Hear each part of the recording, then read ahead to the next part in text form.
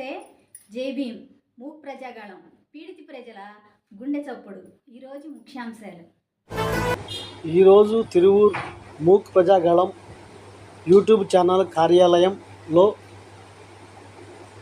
అంబేద్కర్ వర్ధంతిని ఘనంగా జరిపారు. ఈ సందర్భంగా బహుజన్ సమాజ్ పార్టీ నాయకుడు పత్తిపాటి మల్లన్న మాట్లాడుతూ,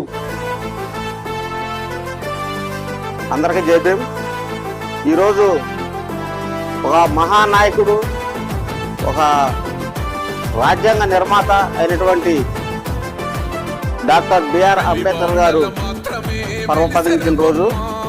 ఈరోజు ఆయన గారు ఆత్మ శాంతి చేకూరాలని ఒక నిమిషం మౌనం పాటిద్దాం. అంబేద్కరుడు ప్రతివాడికి హక్కులను పంచినవాడు. జోహార్ డాక్టర్ బిఆర్ అంబేద్కర్, జోహార్ డాక్టర్ బిఆర్ అంబేద్కర్, జోహార్ డాక్టర్ బిఆర్ అంబేద్కర్. తను రాసిండు రాజ్యాంగం దేశం కోసం, తను చేసిండు పోరాటం అందరి కోసం. చీకటిని తరిమేసి వెలుగైనాడు. జై భీమ్ జై భీమ్ జనగుండె నినాదం, అందరం ఒకటై గెలవాలి సమాజం. జై భీమ్ జై భీమ్ ఒక యుద్ధ నినాదం, అందరి కోసం గది పోరు ప్రవాహం.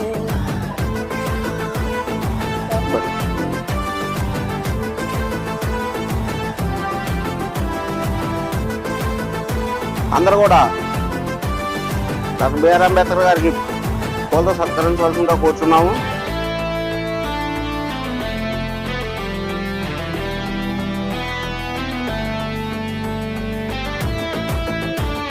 ప్రజాపక్ష నేత మెహర్ బాబా గారిని కూడా పూలతో సత్కరించవలసిందిగా కూర్చున్నాం.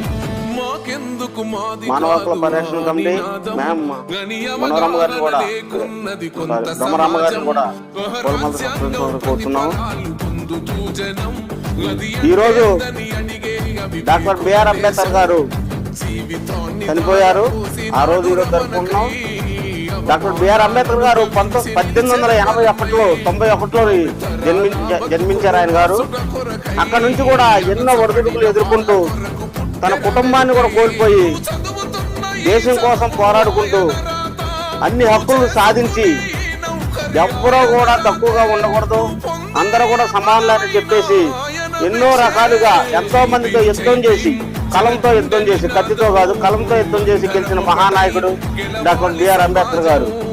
ఆయన గారు రాజ్యాంగం రచనలో ప్రముఖ పాత్ర వహించి రాజ్యాంగ నిర్మాతగా పేరు తెచ్చుకున్నటువంటి వ్యక్తి డాక్టర్ బిఆర్ అంబేద్కర్ గారు.